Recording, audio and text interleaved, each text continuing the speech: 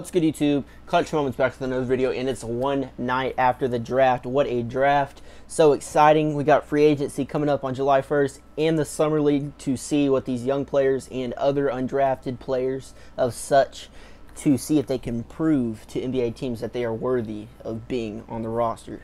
So let's go ahead and hop into it. We got the Dallas Mavericks here, my team, my favorite team. We're going to break down how they can get back into playoff contention this year, possibly. Still possibly. Even if they make the moves, it might be a borderline AF seed and maybe not make the playoffs, but it would be good because we get to see these young guys play. You got Wesley Matthews and Harrison Barnes. So let's go ahead and get into this. The draft was last night. What a draft. I personally think Dallas Mavericks won the draft in terms of pushing their franchise forward, but you could also argue the Suns did. I'm going to be biased, okay? The Mavericks won the draft. So the Mavericks were at number 5, and now, of course, their trade partner, Atlanta, was at number 3. The Mavericks love Luka.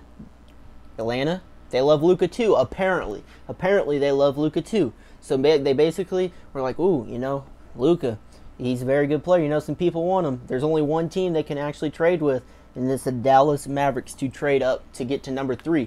The problem with Atlanta trading back past the Mavs is they really love Trae Young and the player they got. If they traded past Orlando or with Orlando really wanted Trae Young really bad. So either way, they couldn't really trade past back into 7 or 8 area because they would know Orlando would take them. So Dallas hit the home run with this trade, and it was looking like it wasn't going to get done. Dallas was in contract talks. It seemed like the whole day Mark Stein was breaking it down. It's like, it's not looking likely, it's looking likely, it's not looking likely. That's what it felt like. So it seemed like in some sources that Atlanta wanted a lot of picks for to move up, like 2 or 3 picks, or they wanted to take on Wes and give up Kent Bazemore so the Mavericks could take on that $20 million, which is absolutely ridiculous. Mavs are like, no. I think the Mavs called Atlanta's bluff. He's like, do you really want to trade back? Are you? I don't think they were really. There's like 2 theories for this. Either Atlanta wasn't as high on Luka as they made it seem over the past few days before the draft, or they had a feeling, or they knew that Luka did not want to be there, and he could possibly maybe return to overseas and go back to play in Spain. So it's a tough one. That's a tough choice right there. We don't know what really happened there, but Dallas hit the home run regardless of the case. Now they have one of the best young backcourts in all of basketball. Dennis Smith Jr. and Luka Doncic. Yes, there's a cause for concern. Oh, well, will it work or not? But the great thing is your little pieces around them. You have Harrison Barnes. He will guard the best forward or guard whatever the team's running on the court. He's a very solid defender. Of course, you got Wesley Matthews.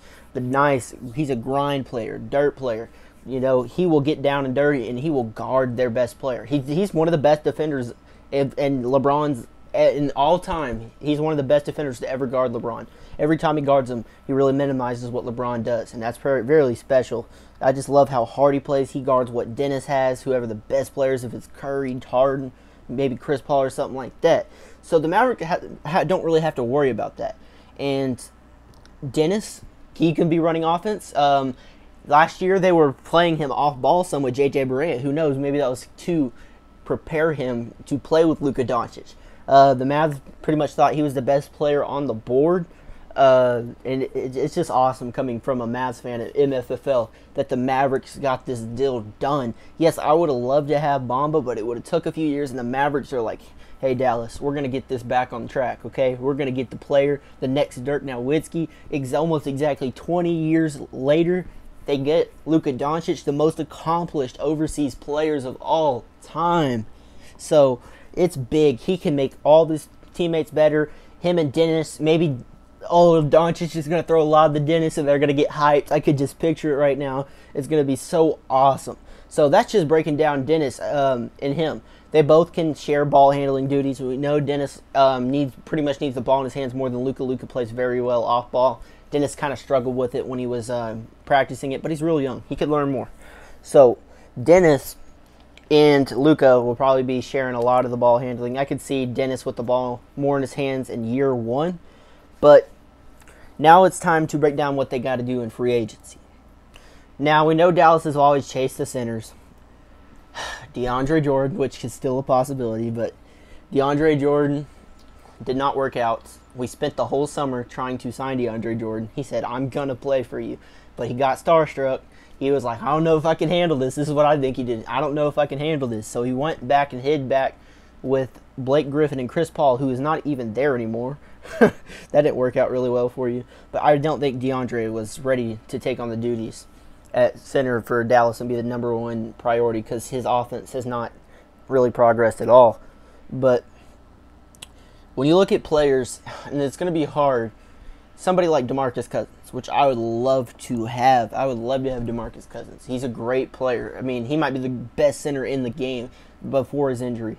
But will he come back? Is he going to be back halfway through the season? Who knows? Maybe it's so bad, or he re-injures his foot. I believe he's in his late 20s, like 29 or 30. When his contract will be done, he'll be like 33, 34, if I'm right, which is not too bad. It just depends on how long he can last. But Achilles injury on a big man it could be bad. We know what happened with West. The Mavs experienced firsthand. They signed him off his injury, gave him a big contract. West never really has been the same, even though he came off the best year of his contract. It makes you wonder what would happen if you're a bigger guy like DeMarcus Cousins, who's like 250 pounds.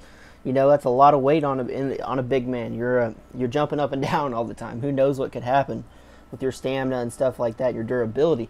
But if they chased him, that would be awesome. That's my second priority. I know it's not my first priority in the offseason because I think he'd be easier to get than the next person I'm going to name.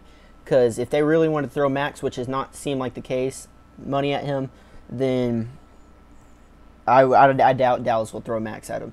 Even though I think he would be easier if they did throw max at him, that he would actually like to come here. But my number one priority is got to get Capella. I know it's going to be hard. I think the Mavericks should attack Capella early in free agency, go ahead, throw the max at him, while Houston is trying to get their stuff together and see if they can get LeBron. Because if they get LeBron, you know, I don't know what the whole cap situation will look like, but you got a lot of guys under contract like Ryan Anderson. I think Trevor Ariza may be a free agent. I could be tripping. But you got Eric Gordon. These guys are on pretty big contracts, and you would have to get rid of those contracts by giving up assets and picks. So we need, as a Mavs fan, we need to make it difficult on them. Attack him early in free agency. Go ahead and throw the offer. I believe if I'm correct, he's restricted. So if he is a restricted free agent, attack him early, and I believe they only have like a few days to decide if they want to match it. You know LeBron's going to take his time, so you got to make them make a decision.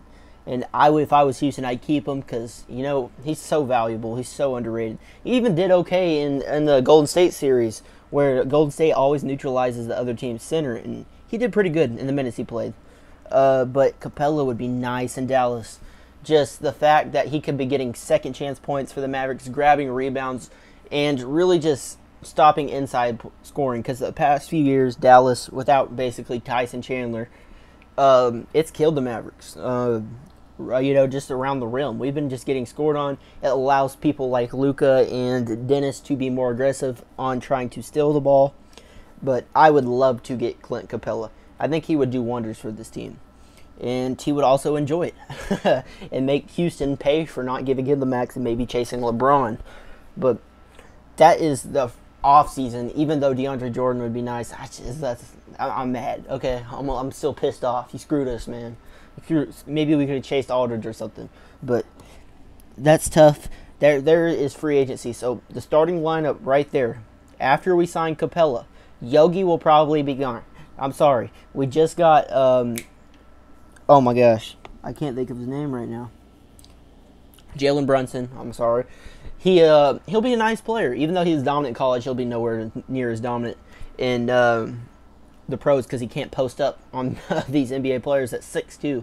But he will be I think he'll develop into a great shooter, a great pick and roll player with Dallas and take the Yogi spot because I believe the team will throw Yogi probably $6 or $7 million, maybe at least, unless the team's a real big believer that Yogi could be that sixth man that comes in and scores 15 eventually, or 15 to 18, maybe like a Lou Williams, but I really doubt that. It's not that important to keep Yogi. You're already going to probably get Devin Harris back. You got JJ, which is already, you know, he is the heart. He'll be the heart of the bench. It'd be so important. And maybe if Dirk comes off the bench with him, that'd be greatness. But after that, the starting lineup, I say it looks pretty dang good. I think it's a 45 maybe the 50-win team, depending on how much Dennis improves and Luka plays right away, how well they play, avoiding injuries, no injuries, stuff like that. So your point guard would be Dennis. Your shooting guard would be Wes. No, your shooting guard. My bad. Your shooting guard would be Luka. Your small forward would be Harrison. Not Harrison. My bad, guys. And then Wesley Matthews would be the 3, then Harrison would be the 4, and Capella would be the 5. I know the Dallas really wanted to move. They really wanted to move Barnes back to the 3 because it takes a lot of energy out of him playing the 4. Guarding those big men, it really hurts him on offense. But if they're gonna do that, say we're just keeping everybody on the team right now and getting Capella or something like that, that's a nice addition. Or Wes could end up going somewhere else, possibly. Like we could be trading him or something, or he could be gone. Because that's really going to squeeze you if you really want Harrison at the 3. But Dallas could also go get maybe somebody like Derek Favors in free agency. But I'd say that's a really good lineup. I think Dallas could win a lot of games like that. And maybe they get somebody like Marcus Smart, a Dallas-Fort Worth native. Yeah, it depends on his contract, but he's really worthy. It's hard for me to see Dallas really chasing him like that because he can get a good contract, a really good contract. He does so much. He was great throughout the playoffs. But I would say Dallas would probably be maybe a 50-32 team. I mean, what a quick rebuild. I mean, this trade, even Bill Simmons said it on his podcast. I swear, y'all should subscribe to him. He's got a very interesting podcast. He was like, this might be the best trade in the past decade in the draft. And I'm so excited. And y'all MFFLs should be too. This is something different. It's something for us to be excited about. We don't have much expectations over the past few years. We already know what's coming. But this year, we traded that next year's pick. It's a top 5 protected. But Carlisle, when you hear him get confident about it, he says, it doesn't matter. We don't care what the protections are. We're going to be winning next year anyways. That just makes me happy from hearing Carlisle be so positive and talking about chasing players in free agency. This could be the best summer the Mavs have had in years. I mean, years. Maybe ever, possibly. Because Dallas has not been known for free agency by any means. But yeah, guys, that's it. Just think about Dennis, Luka, Wes, Barnes, and Clint Capella. We'll see if it happens. Leave a like, subscribe if you would like. I know I said Luka is from Lithuania. My bad about that. I got roasted in the comment section for that one.